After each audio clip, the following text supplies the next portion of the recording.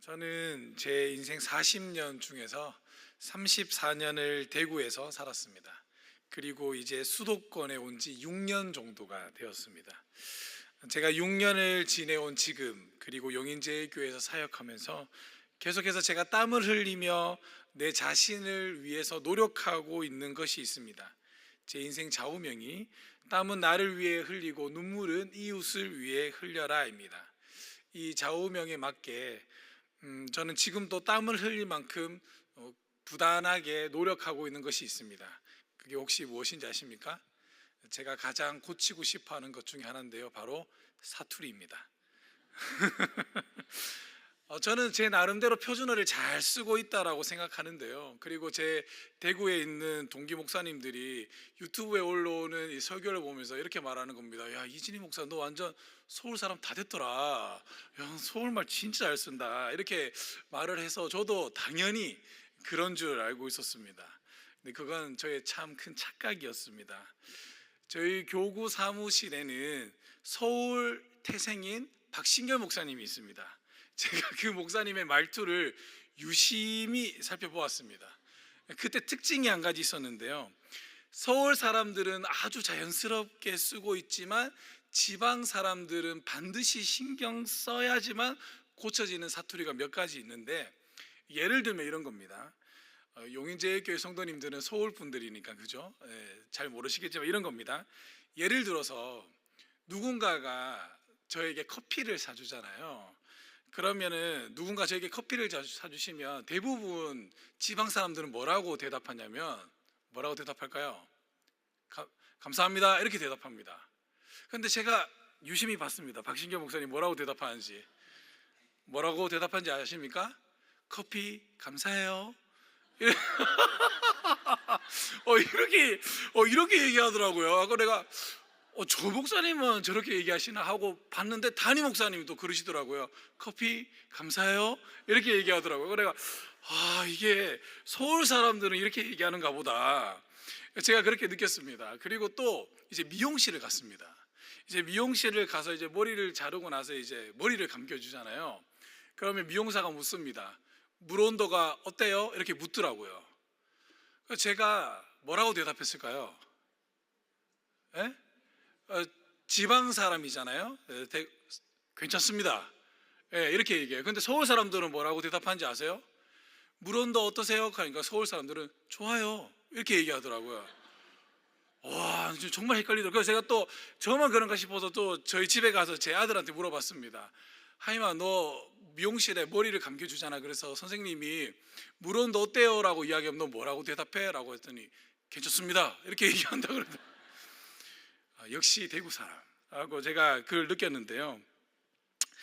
저는 지금도 땀을 흘리면서 계속해서 이 사투리를 고치기 위해서 부단히 노력합니다. 왜냐하면 사투리를 고치고 서울말 쓰는 것이 좀 좋더라고요. 제가 보기에 다정다감하고 싸우지도 않고, 싸울 일도 표준어로 쓰니까 스무스하게 다 해결되더라고요. 근데 이 대구 사람들은 그냥 편안하게 대화를 하는데도 주변 사람들이 이진희 목사님 화났어요? 이렇게 얘기하더라고요. 저는 화난 게 아닙니다. 제 이야기를 감정에 있어서 솔직하게 이야기하는데 다만 목소리가 커질 뿐이지 싸운 게 아닙니다. 근데 많은 사람들이 그렇게 얘기하더라고요. 그래서 저는 지금도 땀을 흘리면서 사투리를 고치기 위해서 노력하고 있습니다. 오늘 본문이 기록된 이 여호수아서 19장은요, 여호수아가 가나안 땅을 정복하고 각 지파별로 모든 땅을 다 분배한 다음에 여호수아 자신도 하나님으로부터 땅을 분배받는 장면을 기록하고 있습니다. 오늘 본문 49절 말씀을 다시 한 번 더 읽어보도록 하겠습니다. 우리 함께 읽습니다. 시작. 이스라엘 자손이 그들의 경계를 따라서 기업의 땅 나누기를 마치고 자기들 중에서 눈의 아들 여호수아에게 기업을 주었으니. 아멘. 사랑하는 성도 여러분, 이 성경 구절을 가만히 읽어보면 아주 흥미로운 사실을 발견합니다. 하나님께서 약속하신 땅을 정복하고 그 땅을 올바르게 분배한 다음에 그 분배한 대상이 누구인가를 보면 지파별로 나누어졌다라는 겁니다. 그런데 오늘 본문은 지파별로 다 땅 나누어지기를 마치고 개인적으로 땅을 분배받은 사람을 이야기하고 있습니다. 바로 누구입니까? 여호수아입니다. 저는 이 사실이 참으로 흥미로웠습니다. 왜냐하면 다 지파별로 땅을 분배받았음에도 불구하고 이 여호수아는 마지막에 개별적으로 하나님 앞에 또 땅을 받았기 때문에 저는 매우 관심이 갔습니다. 그래서 오늘 우리는 여호수아의 삶 전체를 통해서 순종과 헌신, 그리고 그로 인해 임한 하나님의 놀라운 축복에 대해서 함께 생각해 봤으면 좋겠습니다. 이 여호수아는 이스라엘 백성들을 가나안 땅으로 인도하면서 자신의 땀과 눈물을 아끼지 않고 흘린 사람 중에 한 사람입니다. 그의 헌신은 하나님의 축복으로 이어졌으며 이는 우리에게 아주 중요한 교훈을 알려주기도 합니다. 여호수아는 모세 다음에 차기 리더자로 지명을 받은 그 사람입니다. 그래서 이 모세 다음에 그 지명받은 이 여호수아는 목적이 있었습니다. 그 목적이 뭐냐면 이스라엘 백성들을 하나님이 약속하신 땅 가나안으로 데리고 들어가는 사명이 있다라는 겁니다. 그는 가나안 땅을 정복하기 위해 수많은 전쟁을 치렀으며 이스라엘 백성들에게 땅을 분배하는 과정에서 한결같이 수고하고 헌신하였습니다. 그가 흘린 한 땀 한 땀의 땀은 단순한 노동이 아니라 하나님의 말씀에 대한 순종이었다라는 겁니다. 그러면 여호수아가 이렇게 마지막까지 땅을 올바르게 분배할 수 있었던 그 성경적인 근거, 그리고 그가 흔들리지 않고 끝까지 하나님의 말씀에 순종할 수 있었던 성경적인 구절은 무엇이었을까요? 여호수아가 일평생 붙잡고 살아왔던 성경 구절의 말씀은 무엇이었을까요? 여호수아서 1장 7절에서 8절 말씀에 보면 이렇게 기록합니다. 우리 다 함께 읽어보도록 하겠습니다. 함께 읽습니다. 오직 강하고 극히 담대하여 나의 종 모세가 내게 명령한 그 율법을 다 지켜 행하고 우로나 좌로나 치우치지 말라. 그리하면 어디로 가든지 형통하리니 이 율법책을 내 입에서 떠나지 말게 하며 주야로 그것을 묵상하여 그 안에 기록된 대로 다 지켜 행하라. 그리하면 내 길이 평탄하게 될 것이며 내가 형통하리라. 아멘. 사랑하는 성도 여러분, 여호수아는 일평생 이 말씀만을 붙들고 살아갔습니다. 그렇다고 해서 여호수아에게 힘든 일이 없었을까요? 아닙니다. 힘든 일도 있었고 리더십의 위기의 상황도 왔었고 흔들릴 수 있는 여러 상황도 있었고 포기할 수 있는 상황도 있었습니다. 하지만 그는 버티고 버텨낼 수가 있었던 것입니다. 어떻게 이런 일이 가능했을까요? 바로 자신에게 주어진 그 하나님의 말씀을 온전히 기억하고 잘 지켜왔기 때문에 그렇다라는 겁니다. 저는 한 번도 경험해 보지 못했던 경험을 우리 교회에 와서 경험하고 있는데요. 두 가지가 있습니다. 첫 번째로는 제가 자주 언급했던 것처럼 성도님들이 아프면 우리 목사님들이 시간과 장소를 불문하고 아픈 사람을 위해서 그 자리에서 기도해주고 때로는 머리에 손을 얹고 안수 기도하는 장면을 교회 곳곳에서 보았습니다. 이거는 제가 이때까지 우리 교회 오기 전까지 한 번도 경험해 보지 못했던 일이었습니다. 두 번째로 또 제가 우리 교회에 오기 전까지 한 번도 경험하지 못했던 것은 바로 안타까움이었습니다. 저는 하나님께서 사역자로 불러주셨습니다. 그리고 용인제일교회에서 저에게 5교구를 맡겨주시면서 담임 목사님을 대신하여 저에게는 751명의 성도님들을 관리할 수 있도록 붙여주셨습니다. 저는 그 성도님들을 위하여 기도하고 또 신방합니다. 물론 다른 교회에 있었을 때도 성도님들을 신방하고 성도님들을 기도했습니다. 그런데 우리 교회에서 제가 다른 교회에서 느껴보지 못했던 것을 우리 교회에서 느끼는 것은 바로 성도님들의 안타까움이라는 것입니다. 이 안타까움은 어떤 성도님들의 안타까움이 아니에요. 이 안타까움은 어떤 안타까움이냐면 저희 교구에 여주에서 사시면서 건축업을 하는 삼형제 분이 계십니다. 지금 경기 침체로 인해서 그 사업장이 어려워요. 우리 교회 오기 전에는 만약에 저였더라면 그 사업장에 한번 방문해서 그냥 기도하면 그냥 끝이었습니다. 그런데 어느 순간 우리 교회에서 이 삼형제 성도님의 가정을 신방을 하게 되면 정말 가슴이 답답하고 너무 부끄럽고 힘들다라는 것을 깨달았습니다. 왜냐하면 성도님들의 신방을 요청하는 이유가 그 사업장과 가정이 힘드니까 목사님 모시고 교구 목사님 모시고 기도를 받고 싶어서 신방을 받는 거잖아요. 그래서 신방을 가는데 가서 이야기를 나누면서 기도를 해주면 그때 제가 너무너무 성도님들에게 안타까운 감정을 느낀다라는 겁니다. 그게 뭐냐면 목회자로서 성도님들에게 해줄 수 있는 게 단 하나도 없다라는 겁니다. 제가 뭐 인맥이 좋아서 사업장에 뭘 밀어준다든지 누구를 붙여준다든지 할 수 있는 방법이 없는 겁니다. 그러면 저에게 할 수 있는 일은 오직 한 가지뿐밖에 없어요. 뭐냐면 그 가정을 위해서, 그 사업장을 위해서 간절히 기도해 주는 것뿐이 없다라는 겁니다. 그래서 저는 그 사실이 너무너무 안타깝고 힘들다라는 것입니다. 그래도 저는 목회자로 사명을 받았으니까 그 가정과 사업장을 위해서 계속해서 기도해 주고 하나님께서 지켜주시고 보호해 주시기를 기도하는 수밖에 없습니다.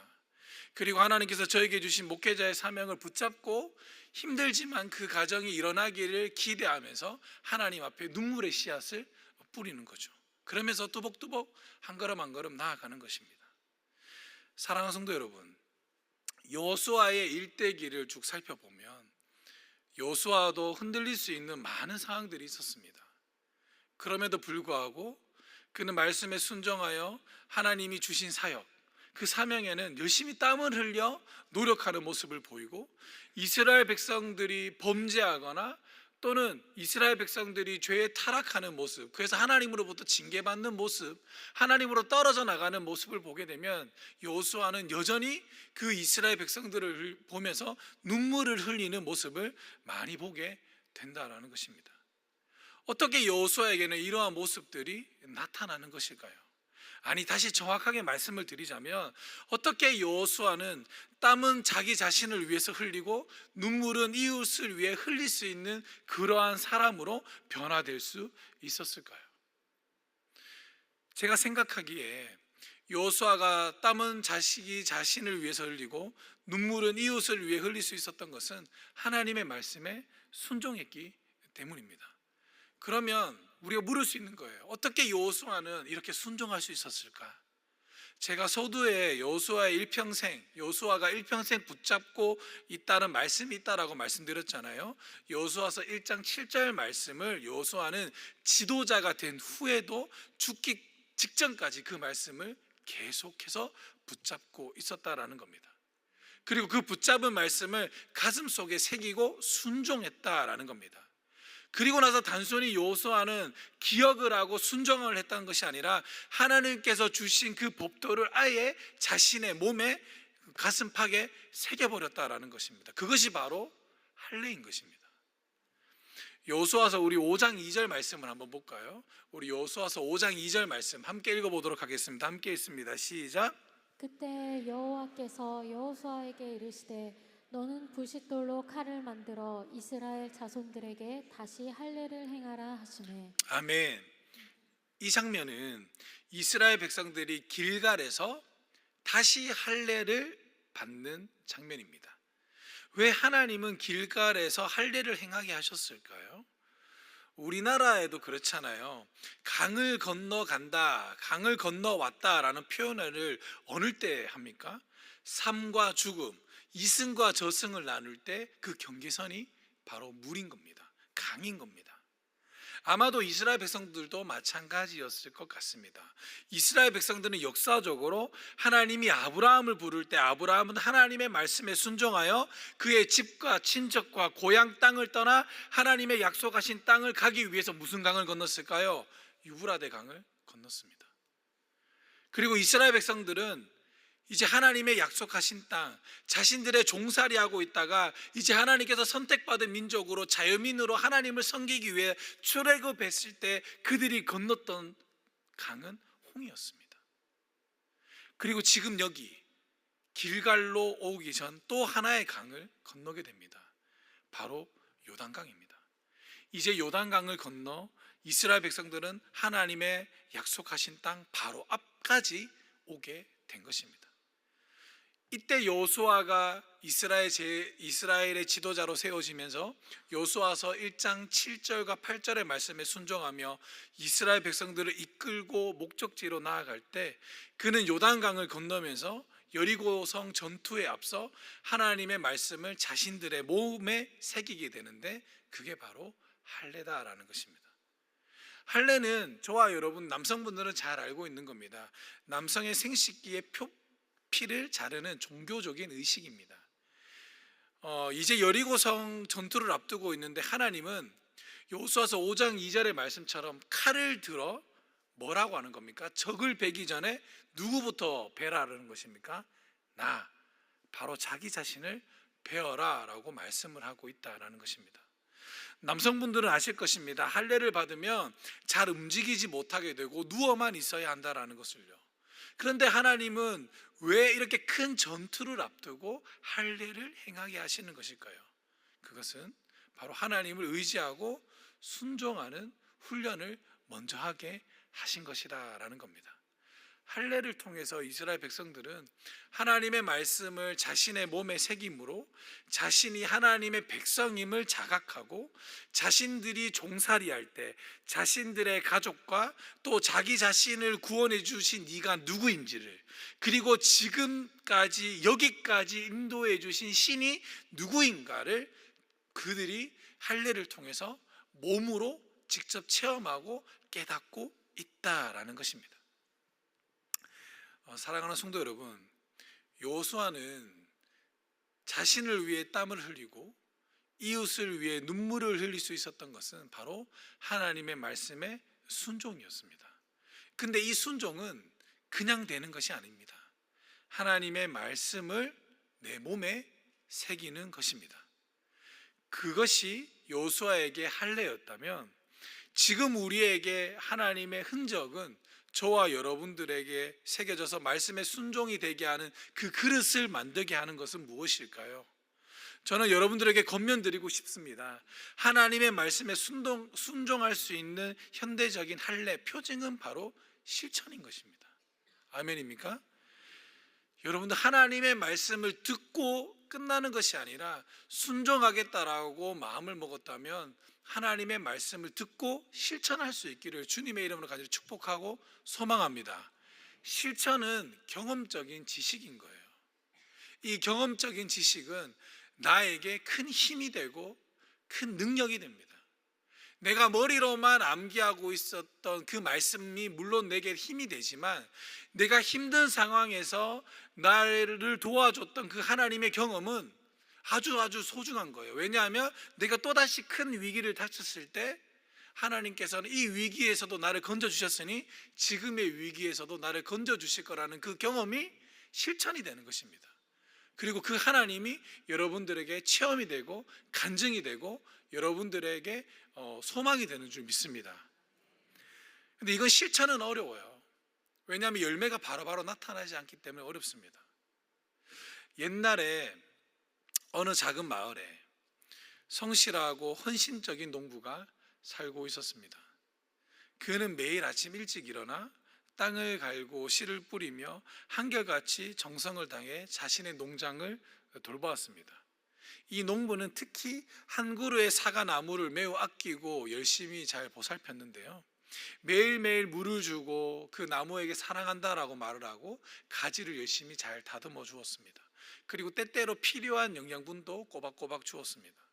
이 농부는 오랜 시간 동안 사과나무를 돌보았음에도 불구하고 이 사과나무는 아무런 열매도 맺지 않았습니다. 그러자 이웃들은 그 농부를 비웃으며 말했습니다. 아니, 왜 그렇게 쓸데없는 일에 그렇게 헌신하시나요? 저 나무는 열매를 맺지 않을 거예요. 그러니 이제 그만 포기하세요. 하지만 농부는 포기하지 않았습니다. 그는 자신의 일이 헛되지 않음을 믿고 계속해서 그 나무를 아껴주고 사랑해주고 돌보았습니다. 그러던 어느 날 놀라운 일이 일어납니다. 그 사과나무가 황급빛 사과 열매를 맺기 시작한 것입니다. 그 사과나무의 열매는 아주 크고 아름다웠으며 맛도 뛰어났습니다.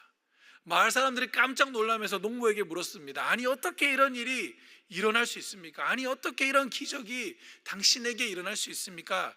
라고 물었습니다. 이때 농부는 웃으면서 이렇게 이야기합니다.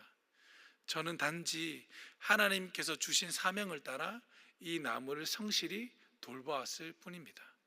하나님께서는 저의 헌신을 보시고 보상해 주셨습니다. 아멘.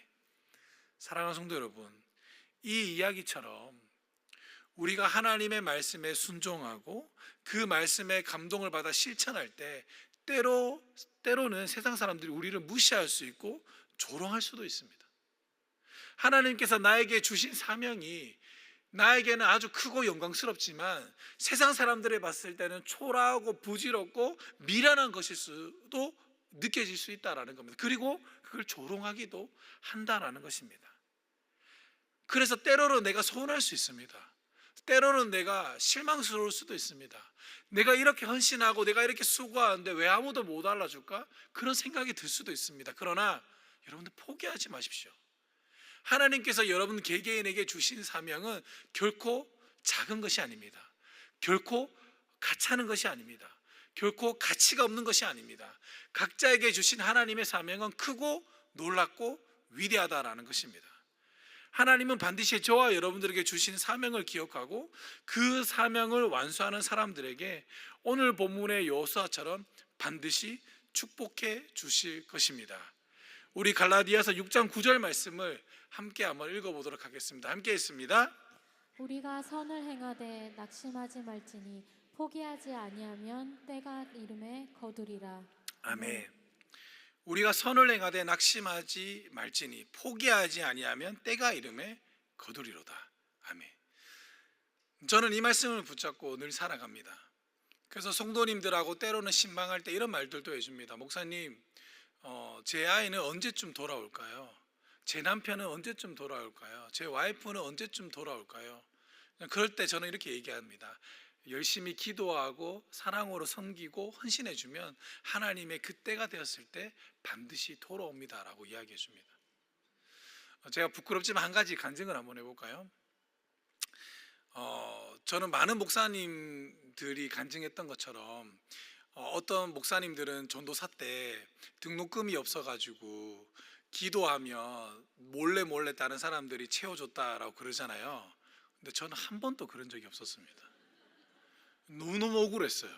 그래서 하나님 앞에 기도했습니다. 아니 하나님, 아니 왜 다른 목사님들은 자기가 등록금이 없어서 기도하며 누군가가 무명으로 도와주기도 하고 때로는 한 목사님이 이야기했던 것처럼 뚜껑 이야기해서 도와주기도 하는데 나는 왜 그런 일이 한 번도 없었을까요? 진짜 여러분들은 웃지만 저는 진지하게 고민했었습니다. 왜냐하면 저는 진짜 빛으로 공부했었거든요. 왜 나는 이런 기적이 일어나지 않았을까? 고민했습니다. 그리고 기도했습니다. 하나님 정말 저는 너무 억울합니다. 저도 그런 경험을 한번 받아가지고 나도 사람들한테 간증할 수 있는 기회를 주세요라고 했더니 하나님이 저에게 응답을 주셨습니다. 무슨 응답을 주셨을까요? 네 옆에를 봐라 그러는 겁니다. 옆에를 탁 보니까 누가 있었을까요? 제 와이프가 있었습니다.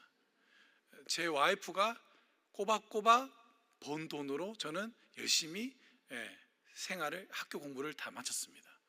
저는 그래서 제 와이프는 제 기도 응답의 사람이에요.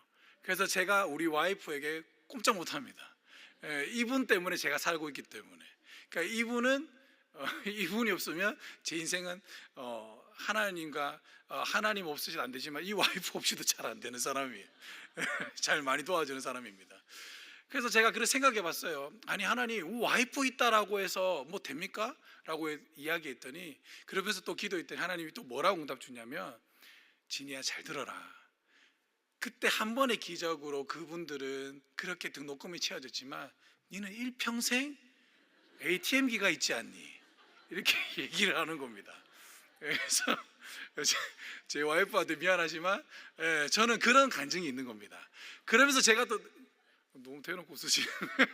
저는 그런 또 생각이 있습니다. 뭐냐면 이제는 받았으니 돌려줘야겠구나. 저는 그런 게 있습니다. 그래서 제가 그런 사람을 만났고 그런 응답을 받았으니 이제는 그렇게 도움이 필요한 사람이 있으면 내가 가진 재능과 내가 가진 물질이 있다면 이걸 남에게 흘려 보내줘야겠구나라는 그러한 간증이 있습니다. 그것이 바로 많은 사람들이 못 알아준다 할지라도 흘려 보내는 것이 저에게 또 사명이라는 겁니다. 사랑하는 성도 여러분, 여호수아의 일평생을 잘 보세요. 여호수아가 목적지까지 갈 동안에 어려움이 있었고 흔들릴 수도 있었습니다. 그런데 그는 여호수아서 1장 7절과 8절의 말씀을 가슴속에 붙잡고 있었고 하나님께서 그 말씀에 할례를 더해서 가슴속 깊이 새겼습니다. 그리고 새긴 그 말씀을 자신의 몸을 볼 때마다 하나님의 흔적을 기억하며 자신에게 일했던 그 하나님을 잊지 않고 끊임없이 되새기며 땀은 자기 자신을 위해 흘리고 눈물은 이웃을 위해 흘리는 그러한 위대한 일꾼이 되었습니다. 그런 일꾼이 되었을 때 여호수아에게 주는 축복은 하나님께서 마지막에 가나안 땅을 다 정복하고 땅을 알맞게 지파별로 분배한 다음에 그리고 나서 마지막에 여호수아에게도 하나님께서 주신 놀라운 복이 있었다라는 것입니다. 사랑하는 성도 여러분, 우리가 여호수아의 삶을 통해 우리의 헌신과 순종 그리고 그로 인해 임하는 하나님의 축복을 우리는 깨닫고 우리는 경험해야 될 줄 믿습니다.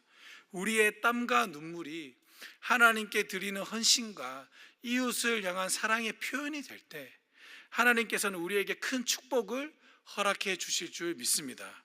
우리 모두가 여호수아처럼 하나님께 헌신하고 이웃을 사랑하며 하나님의 축복하는 삶을 누리며 살아가시는 귀하고 복된 여러분들이 되시기를 주님의 이름으로 간절히 축복하고 소망합니다.